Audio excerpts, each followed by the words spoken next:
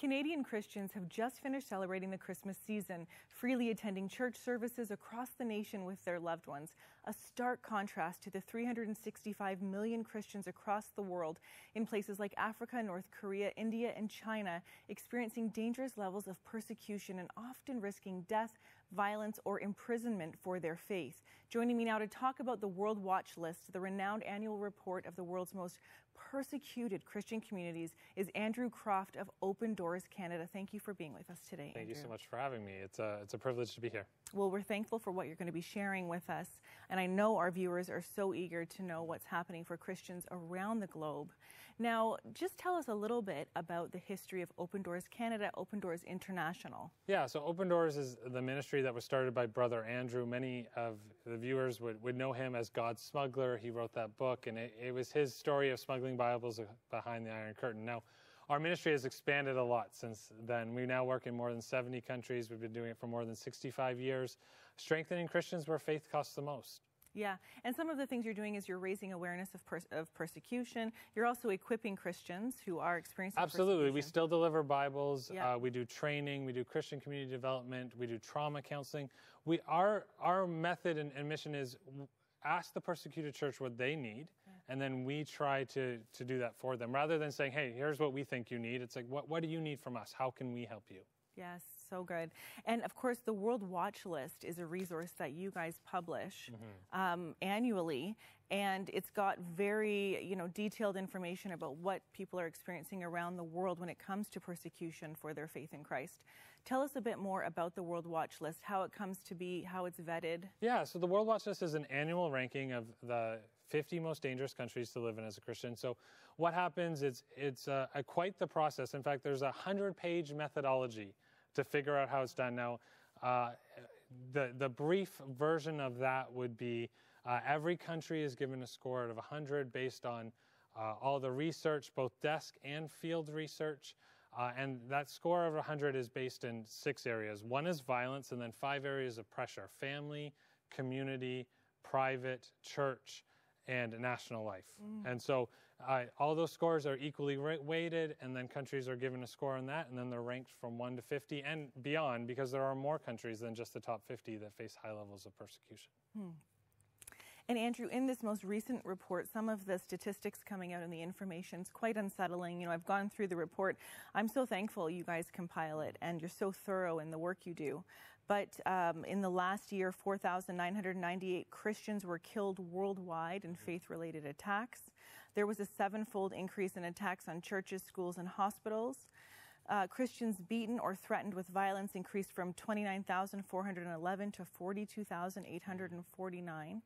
And then, of course, we have this year 5 million more Christians facing persecution around the world. So going from 360 million to 365 million. Why do you think persecution is on the rise right now? Yeah, well, I think if I was to give a theological answer, it would be where the church is active and growing, one of the enemy's tactics is persecution. Yeah. But I think that we see church attacks have grown a lot. You talked about that number. It's huge. That's happening a lot in China, where at least 10,000 churches were attacked or closed in this past year. But it's also happening a lot in India with what was happening in Manipur, the state of Manipur. A lot of churches were attacked there. We're seeing it in Algeria. There's about 47 churches associated with the Protestant denomination there. There's only 4 of them left open. Right, and so it's happening through church attacks. It's happening with violence in sub-Saharan Africa. Of that number that you gave, the majority of those deaths are coming in sub-Saharan Africa, and the majority of those are happening in Nigeria. It's because of extremist groups like Boko Haram or ISWAP, the Islamic State West African province, that are targeting Christian communities and targeting Christians because they don't want them there. They don't want the influence from the West. Well, yes, and of course over the Christmas season, many of us here in Canada and on 100 Huntley Street, we were talking about 140 Christians being murdered in Nigeria just over the Christmas season. The Christmas season. So we know how prevalent sub-Saharan Africa, where persecution is prevalent in that region. When we're looking at who's topping the list, of course, it's North Korea, and that's been for a few years running. Yeah, every year since Yep. 2002 except for one. Right. And what are some of the issues North Korean Christians are facing? What are we seeing here? Why it's topping the list like that? Yeah, so they max out on the amount of pressure, Okay. right? It's illegal to be a Christian in North Korea. It's illegal to own a Bible. We hear stories of Christians who actually have to bury their Bible in their garden, and when they want to read it, they have to go out and dig it up, because if they're caught with the Bible, or if they're found out to be a Christian, them and likely their entire family will be thrown into a prison or a brutal labor camp. Right? And so there's an estimated 60,000 Christians in labor camps in North Korea right now. That means there's more Christians in labor camps in North Korea than there are prisoners in the prison system in Canada. Right? And so you can understand that this pressure, like, it's so difficult. In fact, parents often don't tell their children about that they're Christian. Right? As a parent, I have 3 daughters. I can't think about that. You know, I do memory verses with my daughter every night. We're reading the Bible. We're doing devotions, and yet if we lived in North Korea, my oldest at 12, I don't know if she would be responsible enough to understand the danger of the gospel. It's so eye-opening, and you're right. As we sit here in North America and we practice our faith freely and openly, and we instill our children with that faith, and we're reading the Bible to them, you move across the world in places where, like North Korea, where you cannot be a Christian publicly or freely, and it is such a treasure to even be able to read the Bible, and yet, you know, you might not be able to tell your kids about the fact that your family follows Jesus. You know, when we're looking at the landscape of the world and we're seeing sub-Saharan Africa with Islamic militants rising up, and that's creating more persecution, also autocratic governments are resulting in more persecution, and you're seeing some new countries appear on the list connected to those governments. Yeah, so last year, Nicaragua came onto the list at number 50. This year it's jumped all the way up to 30 because the government in Nicaragua is really cracking down on the power of the church. They want to take away any power that the church has. The church has a lot of influence in Nicaragua. They want to discredit them because they do not, because the president, he wants more power. He wants to be the kind of authoritarian government. It's almost as if they're following the pattern of Cuba. Cuba's a little higher on the list. They don't want the church to have any say.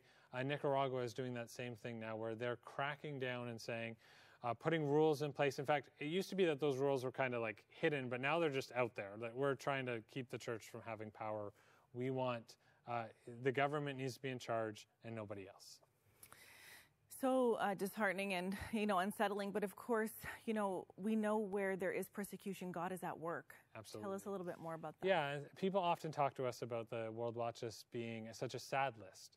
But the reality is yes, on one hand, it is a sad list to hear all these stories and to see what's happening.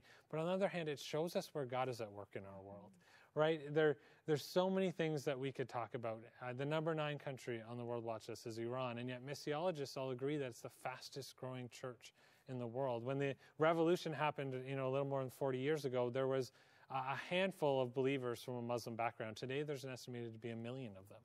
The church is growing even as it's being persecuted. And we know in the New Testament era, of course, every time the church was persecuted, it would grow by leaps and bounds. Yeah. Very interesting. Andrew, for our viewers watching right now who want to support their brothers and sisters across the globe who are experiencing persecution for their faith in Christ, what can they do? Well, I mean, the number one thing I would say is pray. It's the number one thing our persecuted family asks for, to pray for to pray for them. And so visit our website, opendoorscanada.org, and download the World Watch List. In the guide, it's got information about all top 50 countries, and it's got prayer points for every one of them. You could take one a week and just pray over the 50 most difficult countries to live in as a Christian, to make sure that our brothers and sisters know that they're not alone, that they're not forgotten, that we are with them, that we stand with them in prayer. Well, Andrew, you can count on me and so many of our viewers to do that. Thank you so much for being with us today. Thank you so much for having me.